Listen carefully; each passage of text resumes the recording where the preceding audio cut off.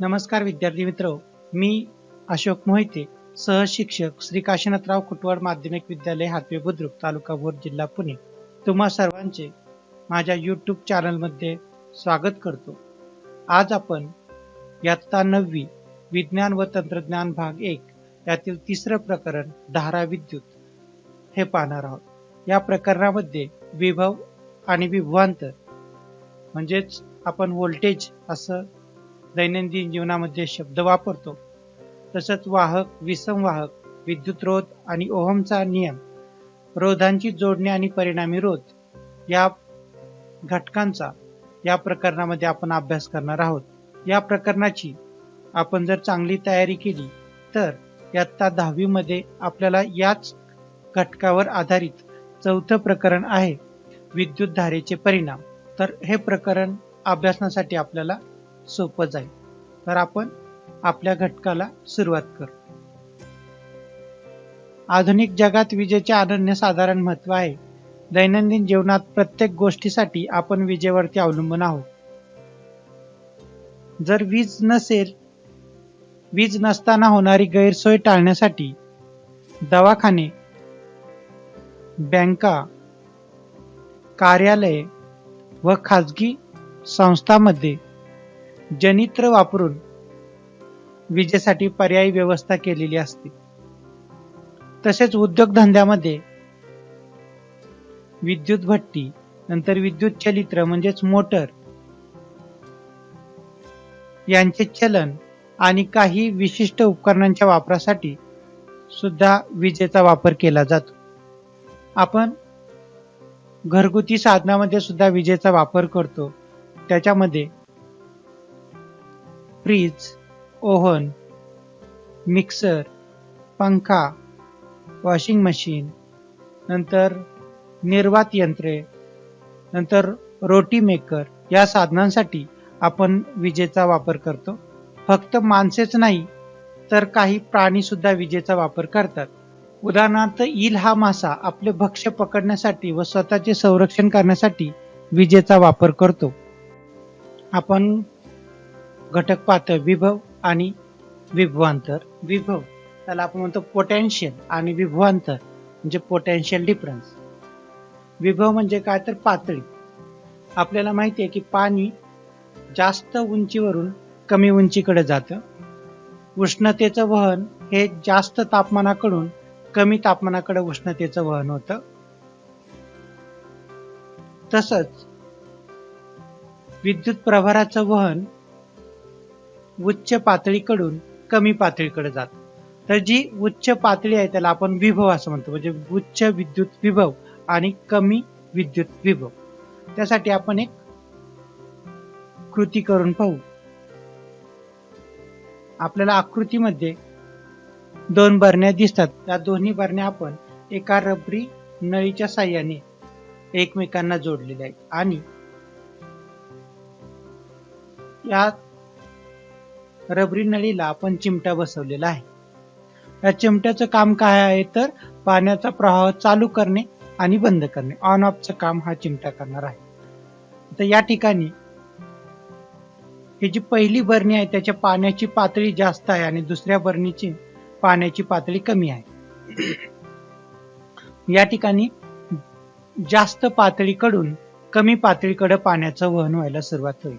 ज्यावेळेस आपण चिमटा काढू त्यावेळेस जास्त पाण्याच्या पातळीकडून कमी पाण्याच्या पातळीकडे पाण्याचं वहन व्हायला सुरुवात होईल. पण आता हा प्रवाह किती वेळ चालू राहील? जोपर्यंत या दोन्ही पाण्याची पातळी सारखी होत नाही तोपर्यंत हा प्रवाह चालू राहील. आता हा पाण्याचा प्रवाह जर आपल्याला अधिक काळ जर सुरू राहावा असं वाटत असेल तर तुम्ही काय करता यावर तुम्ही विचार करायचा.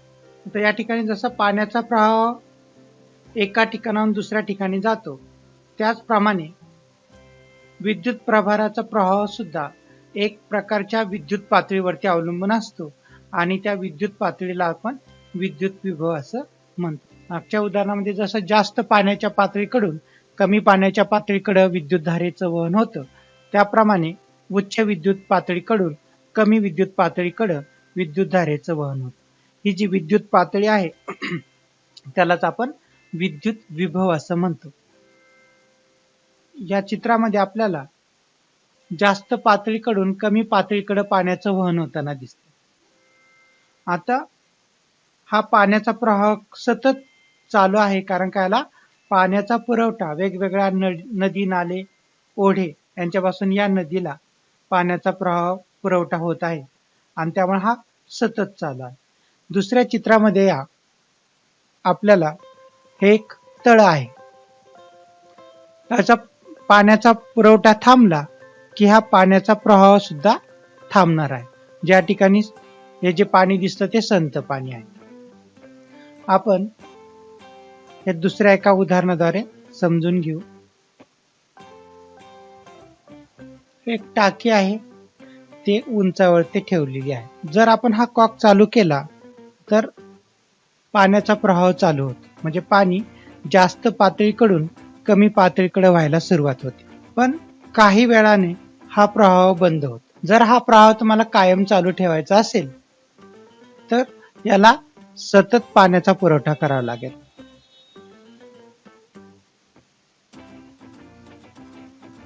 जे या ठिकाणी हा जो पाण्याचा प्रवाह आहे तो सतत चालू राहील. त्याचप्रमाणे विद्युत धारा सुद्धा किंवा विद्युत प्रभार सुद्धा उच्च पातळीकडून कमी पातळीकडे विद्युत धारेचं धन प्रभाराचं वहन होतं आणि ते चालू ठेवण्यासाठी आपल्याला सतत पुरवठा करावा लागतो. सतत विद्युत प्रभाराचा पुरवठा करावा लागतो. हा सतत विद्युत पुरवठा करण्याचं काम बॅटरी या ठिकाणी कोरडा विद्युत घट करतो. या ठिकाणी हे जे धनटोक आहे म्हणजे याचं उच्च विद्युत विभव, जास्त पातळी असलेला विद्युत विभव, आणि दुसरा भाग आहे याचा या बाजूचा तो आहे तो कमी पातळी असलेला विद्युत विभव.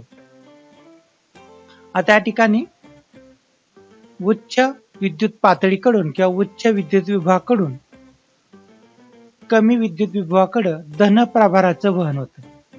उच्च विद्युत प्रभावापासून उच्च विद्युत पातळीकडून किंवा उच्च विद्युत विभवाकडून कमी विद्युत विभवाकडे धन प्रभाराचं वहन होतं. म्हणजेच इलेक्ट्रॉनचं वहन कमी पातळीकडून जास्त पातळीकडे इलेक्ट्रॉनचं वहन होतं. धन प्रभाराचं वहन हे उच्च पातळीकडून कमी पातळीकडे होतं. धन प्रभाराचं वहन होतं याचाच अर्थ असा की ऋण प्रभाराचं वहन हे कमी विद्युत विभवाकडून जास्त विद्युत विभवाकडे त्याचं वहन होतं. आणि हे इलेक्ट्रॉनचं वहन करण्यासाठी लागणारी ऊर्जा ही बॅटरी देत असते. ज्यावेळेस ही जी ऊर्जा आहे ती रासायनिक ऊर्जेचं विद्युत ऊर्जेमध्ये या ठिकाणी रूपांतर होत असतं. ज्यावेळेस ही रासायनिक अभिक्रिया संपते म्हणजेच सतत होणारा विद्युत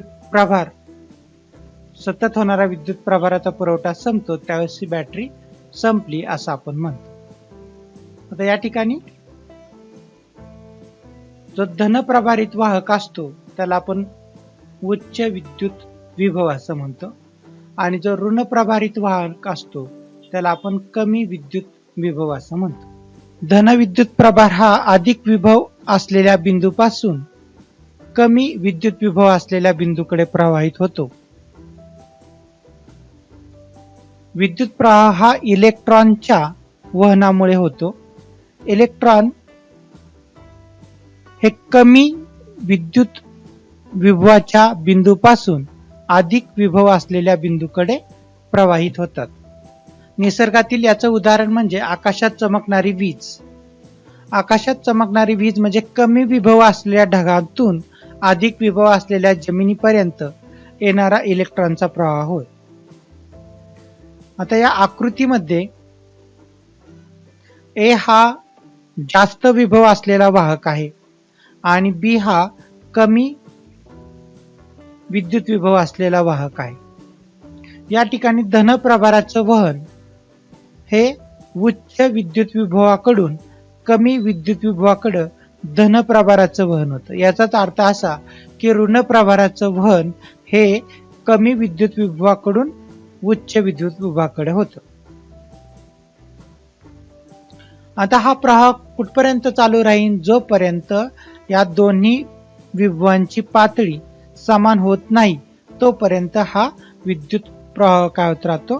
चालू राहतं. विद्युत प्रभाराचं वहन चालू राहतं. म्हणजेच या वाहकामधील विभवांतर जेव्हा शून्य होईल, विभवांतर म्हणजे दोन विद्युत पातळींमधील फरक, त्याला आपण काय म्हणतो? विभवांतर असं म्हणतो. हा फरक जेवढा जास्त तेवढा विद्युत विभव, हा फरक जेवढा जास्त तेवढा विभवांतर जास्त. जेव्हा विभवांतर शून्य होईल त्यावेळेस इलेक्ट्रॉनचा प्रवाह थांबेल. विद्युत प्रभार मात्र, धन विद्युत प्रभार मात्र कमी विभवावरून त्यापेक्षा जास्त विभवांवर स्थानांतरित करण्यास विद्युत क्षेत्राच्या विरुद्ध कार्य करावं लागतं. धन विद्युत प्रभाराचं कमी विभवावरून जास्त विभवावर स्थानांतरित करण्यास विद्युत क्षेत्राच्या विरुद्ध कार्य करावं लागतं. पुढचा भाग पाहणार आहोत आपण, विद्युत घटाचे विभवांतर. आता आपल्याला ए या बिंदूपासून बी या बिंदूपर्यंत एकक धन प्रभार स्थानांतरित करायचा आहे. तर त्यासाठी जे कार्य करावं लागतं त्याला आपण विभवांतर असं म्हणतो. म्हणजे आपण समजा एखादी अशी वायर घेतली तर या वायर मधून प्रभाराचं वहन होत नाही. ज्यावेळेस आपण त्याला बॅटरी जोडतो किंवा सेल जोडतो किंवा कोरडा विद्युत घट जोडतो त्यावेळेस ह्या ए पासून बी पर्यंत विद्युत प्रभाराचं वहन होतं. आता हे विद्युत प्रभार एका ठिकाणाहून दुसऱ्या ठिकाणी पाठवण्यासाठी जे कार्य करावं लागतं त्यास ए आणि बी बिंदू दरम्यानचे विद्युत विभवांतर असं म्हणतात. या ठिकाणी दोन बिंदूंमधील विभवांतर म्हणजेच विद्युत विभवांतर बरोबर कार्य भागिले स्थानांतरित झालेला एकूण प्रभार. आपण विभवांतर व्ही या अक्षराने दर्शवतो, तर झालेलं कार्य डब्ल्यू या अक्षराने दर्शवतो. व्ही म्हणजे विभवांतर, त्याला आपण पोटेन्शियल डिफरन्स असं म्हणतो, आणि क्यू म्हणजे प्रभार, विद्युत प्रभार. या ठिकाणी दोन बिंदूंमधील विभवांतर बरोबर कार्य भागिले स्थानांतरित झालेला एकूण प्रभार व्ही बरोबर डब्ल्यू भागिले क्यू. आता हे जे विभवांतर आहे ते विभवांतर आपण व्होल्ट मध्ये मोजतो. विभवांतर आपण व्होल्ट मध्ये मोजतो. व्ही म्हणजे काय? तर पोटेन्शियल डिफरन्स म्हणजेच विभवांतर.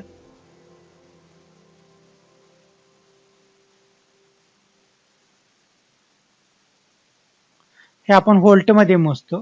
कार्य जे आहे ते आपण जूल मध्ये मोजतो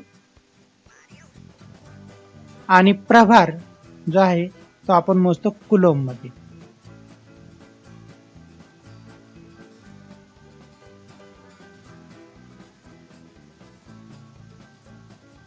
त्यामुळं एसआय पद्धतीत विभवांतराचे एकक आहे व्होल्ट, आणि एक व्होल्ट म्हणजे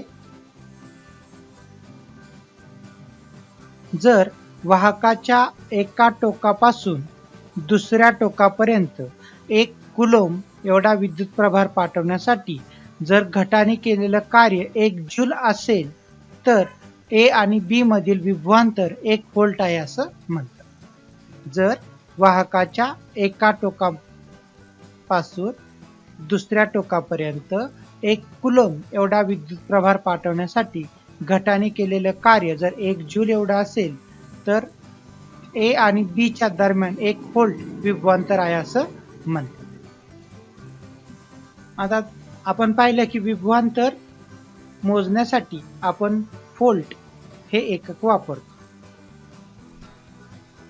जर अतिसूक्ष्म किमती जर असतील तर त्यासाठी 1 मिली व्होल्ट सुरुवात करू आपण व्होल्ट पासून.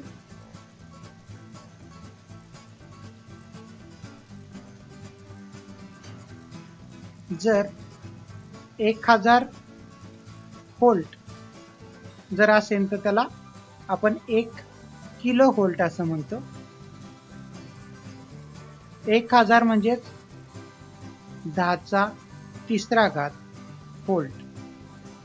तर त्यापेक्षा खूप मोठं एकक वापरायचं असेल तर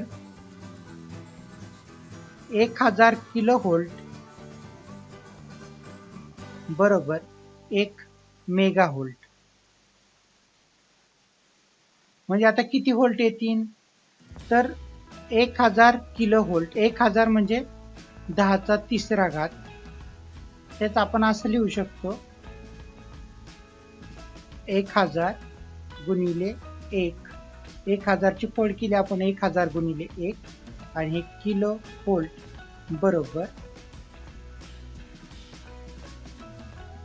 1 मेगा व्होल्ट बरोबर. आता 1000 म्हणजे 10⁻³ आणि 1 किलो व्होल्ट म्हणजे 10⁻³ व्होल्ट म्हणजे 1 मेगा व्होल्ट बरोबर 10⁻⁷ व्होल्ट. जसं 1 व्होल्ट पेक्षा मोठी एकक आहेत तसं या व्होल्ट पेक्षा लहान एकक पण आहेत. आपण 1 व्होल्ट पासून सुरुवात केली होती. 1000 व्होल्टचा 1 किलो व्होल्ट, 1000 किलो व्होल्टचा 1 मेगा व्होल्ट, तसंच 1000 मिली व्होल्टचा होतो 1 व्होल्ट. म्हणजेच 1000 मग आता 1 मिली व्होल्ट किती होईल तर या ठिकाणी आपण असं लिहिलं 1000 गुणिले 1 मिली व्होल्ट बरोबर 1 व्होल्ट. हे 1 मिली व्होल्ट बरोबर हे 1 इकडले 1000 गुणिले तिकडे आल्यावर भागिले होतील आणि हे व्होल्ट आहे तसं म्हणजे बरोबर 1 भागिले 1000. 1000 म्हणजे 10⁻³ व्होल्ट म्हणजे 1 मिली व्होल्ट बरोबर हा 1/10⁻³ म्हणजे 10⁻³ हे जर वरती आले तर त्याचं घातांकाचं चिन्ह बदलन 10⁻³ व्होल्ट. आता याच्यापेक्षाही लहान असतं मायक्रो व्होल्ट. म्हणजे 1 मिली व्होल्ट म्हणजे किती तर 1000 मिली व्होल्टचा 1000 मायक्रो व्होल्टचा 1 मिली व्होल्ट होतो. त्याला आपण 1 व्होल्ट बरोबर 1000 मिली व्होल्ट आणि 1 मिली व्होल्ट बरोबर 1000 मायक्रो व्होल्ट. 1000 मायक्रो व्होल्टचा 1 मिली व्होल्ट होतो. 1000 मिली व्होल्टचा 1 व्होल्ट होतो. 1000 व्होल्टचा 1 किलो व्होल्ट आणि 1000 किलो व्होल्टचा 1 मेगा व्होल्ट. याप्रमाणे लहानपासून अतिसूक्ष्म किमतीपासून मोठ्या किमतीपर्यंत हे एकक व्यक्त होते. अलेक्झांड्रो व्होल्टा या इटालियन शास्त्रज्ञाने सर्वप्रथम विद्युत घट तयार केला. हा जो आकृतीमध्ये तुम्हाला दिसतो तो त्याने तयार केलेला विद्युत घट आहे आणि म्हणून त्यांच्या सन्मानार्थ विभवांतराच्या एककास व्होल्ट हे नाव देण्यात आले.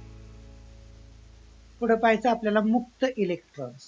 सर्व धातूचे गुणधर्म आपण पाहिले तर म्हणजे मूलद्रव्याचे 3 प्रकार पडतात. एक धातू, अधातू आणि धातू सदृश. तर त्यामध्ये आपण असं पाहिलं की धातू हे विद्युत धारेचे सुवाहक असतात. म्हणजे धातू हे विद्युत धारेचे वाहक असतात. अधातू का नसतात तर धातूंमध्ये मुक्त इलेक्ट्रॉन्स असतात. तर ह्या आकृतीमध्ये हा अणू आहे आणि या अणूच्या भोवती ठराविक कक्षेमध्ये इलेक्ट्रॉन्स फिरत असतात. तर यातले काही जे इलेक्ट्रॉन्स आहेत ते क्षीणबंधाने या केंद्रकाशी जोडलेले असतात. म्हणजे त्यांच्यामधलं जे बल असतं ते कमी असतं. त्यामुळं हे इलेक्ट्रॉन्स काय करतात तर एका अणूमधून दुसऱ्या अणूमध्ये, दुसऱ्या अणूमधून तिसऱ्या अणूमध्ये असं सतत ये जा करत असतात. आणि अशा इलेक्ट्रॉन्सला आपण काय म्हणतो, मुक्त इलेक्ट्रॉन्स असं म्हणतो. आणि हे मुक्त इलेक्ट्रॉन्स काय करतात, विद्युतधारेचं वहन करतात, म्हणजे ऋण प्रभाराचं वहन करतात. आपण पाहिलं की मुक्त इलेक्ट्रॉन हे कोणत्याही धातुरूप विद्युत वाहकाच्या प्रत्येक अणूजवळ एक किंवा एकापेक्षा जास्त इलेक्ट्रॉन असतात, जे अणुकेंद्रकाशी अतिशय क्षीण बलाने बद्ध असतात. त्यांना आपण मुक्त इलेक्ट्रॉन असं म्हणतो. तर तारेतून जाणारी विद्युतधारा, जोपर्यंत तार आपण विद्युत घटाला जोडत नाही तोपर्यंत त्यातील जे इलेक्ट्रॉन्स असतात त्या इलेक्ट्रॉनची गती असते ती यादृच्छिक गती असते. यादृच्छिक गती म्हणजे कोणत्याही एका दिशेला नसते, ते मुक्तपणे कोणत्याही दिशेला ये जा करत असतात. ज्या वेळेस आपण ही तार विद्युत घटाला जोडतो त्यावेळेस त्याचे जे इलेक्ट्रॉन्स आहेत ते ऋण टोकाकडून धन टोकाकडे अशी त्याच्या इलेक्ट्रॉनच्या प्रवाहाची दिशा होते. आणि हे इलेक्ट्रॉन्स काय होतात, गतिमान होतात. म्हणजे या ठिकाणी हे जे बॅटरीचं जे ऋण टोक आहे, ह्या ऋण टोकापासून हे इलेक्ट्रॉन्स पुढे ढकलले जातात आणि ह्या धन टोकाकडे हे इलेक्ट्रॉन्स काय केले जातात, ओढले जातात. आणि त्यामुळं जे ह्या घटातील विभवांतरामुळं हे इलेक्ट्रॉन्स ऋण टोकाकडून धन टोकाकडे त्याचं वहन होतं. या वाहकातून वाहणारा इलेक्ट्रॉनचा प्रवाह म्हणजेच विद्युतधारा होय. आणि त्याचं मूल्य I, विद्युतधारा आपण I या अक्षराने दर्शवतो. आणि एकक कालावधीत वाहकातून वाहणाऱ्या विद्युत प्रभारा एवढे असते. तर विद्युतधारा म्हणजे काय, तर वाहकातून वाहणारा इलेक्ट्रॉनचा प्रवाह, त्याला आपण विद्युतधारा असं म्हणतो. आणि हे विद्युतधारा आपण I या अक्षराने दर्शवतो. जसं आपण विभवांतर V या अक्षराने दर्शवतो तसं विद्युतधारा आपण I या अक्षराने दर्शवतो. जर वाहकाच्या काटछेदातून T या कालावधीत वाहणारा विद्युत प्रभार असेल, जर Q हा वाहकाच्या काटछेदातून T या कालावधीत वाहणारा विद्युत प्रभार असेल तर विद्युतधारा बरोबर Q छेद T. या ठिकाणी समजा A या ठिकाणी आपण किती इलेक्ट्रॉन जातात हे आपण पाहणी करतो. तर T या कालावधीमध्ये किती विद्युत प्रभाराचं वहन होतं हे सांगणं म्हणजेच विद्युतधारेचं मोजमाप. एक वाहकाच्या काटछेदातून एकक कालावधीमध्ये किती प्रभाराचं वहन होतं, या ठिकाणी किती इलेक्ट्रॉनचं वहन होणं हे सांगणं म्हणजेच विद्युतधारेचं मोजमाप करणे होय. आणि हे आपण विद्युतधारा कशामध्ये मोजतो, अँपिअर मध्ये मोजतो. तर ही जी विद्युतधारा आहे ती I बरोबर वाहकाच्या काटछेदातून जाणारा विद्युत प्रभार, वाहकाच्या काटछेदातून जाणारा विद्युत प्रभार भागिले कालावधी T. म्हणजे आपल्याला विद्युतधारा कशी मिळते, I बरोबर वाहकाच्या काटछेदातून एका एकक कालावधीमध्ये वाहकाच्या कोणत्याही काटछेदातून जाणारा विद्युत प्रभार, जे I बरोबर Q भागिले T. म्हणजे इथं I म्हणजे काय तर विद्युतधारा बरोबर विद्युत प्रभार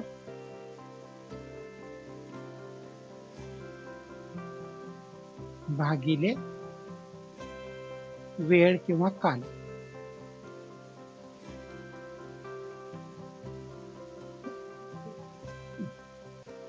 आता विद्युत प्रभाराचं SI पद्धतीतील एकक आहे कुलम. विद्युत प्रभार जे आपण तो Q या अक्षराने दर्शवतो, याचं SI पद्धतीतील एकक आहे कुलम. आणि विद्युत धारा आपण एम्पियर A या अक्षराने दर्शवतो. एम्पियर या एककामध्ये व्यक्त करतो. एका इलेक्ट्रॉनवरचा प्रभाव जो असतो तो 1.6 गुणिले 10⁻⁻19 कुलम इतका असतो. म्हणजे 1.6 भागिले 1 त्याच्यावरती 19 शून्य द्यायची. जेवढे काही संख्या होईल तेवढा प्रभार असतो. म्हणजे खूप खूप अतिशय क्षीण प्रभार असतो. आता एम्पियर म्हणजे काय? तर वाहकातून एका सेकंदास 1 कुलम इतका जर विद्युत प्रभार प्रवाहित होत असेल तर वाहकातून जाणारी विद्युत धारा 1 एम्पियर आहे असं म्हणतात. या ठिकाणी विद्युत धारा I बरोबर Q भागिले T.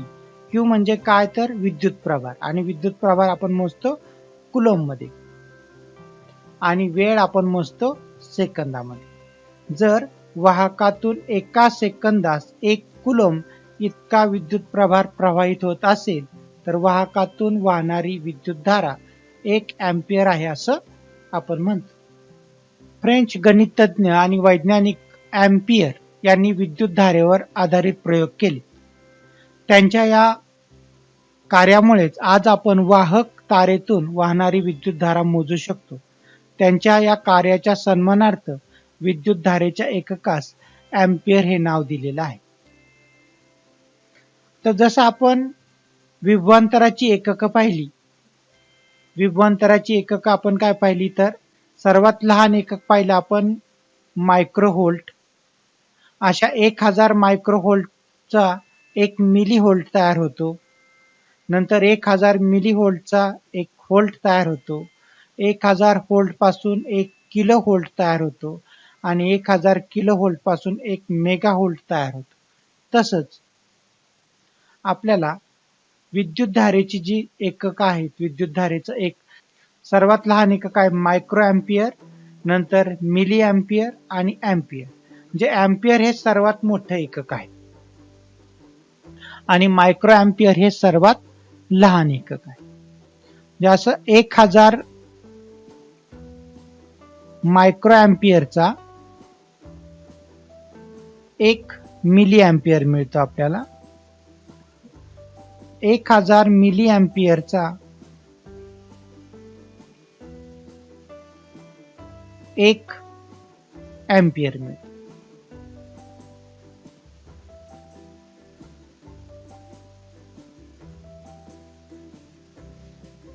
म्हणजे मायक्रो एम्पियर, मिली एम्पियर आणि एम्पियर असे 3 परिमाण आहेत.